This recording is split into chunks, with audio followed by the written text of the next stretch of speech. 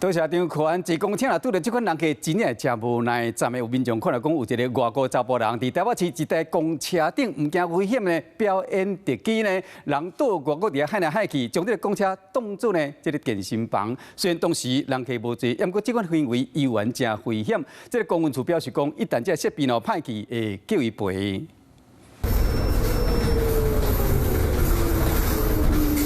国行机活伫咧家己的世界，万领掠吊权，提起后壁，海伫咧半空中，高倒头栽，万领忽然间身躯倒平正平，对咧摇震动。这个外国人好亲像甲公车当作是私人的健身房，民众看到拢感觉真喊。一开始他是坐下来的，然后可是过几秒钟之后，他就又跑去前面，然后就。 把公车当健身房一样，一下在耍特技啊，然后一下又拉着吊环在那边健身。这台公车平常时主要驶邦桥和艋舺，嘛会驶经过观光所在西门上环。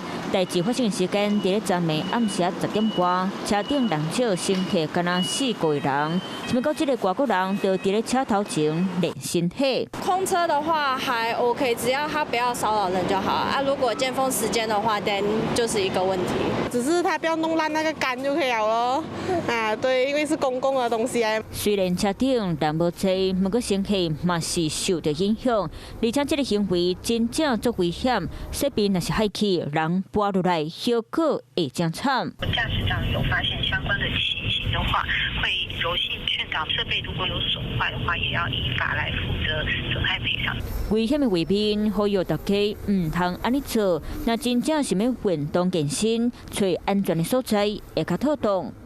Hello， 我是林明瑞。想要抢先掌握最及时的新闻资讯吗？赶快订阅、按赞、开启小铃铛，锁定我们华视新闻的 YouTube 频道。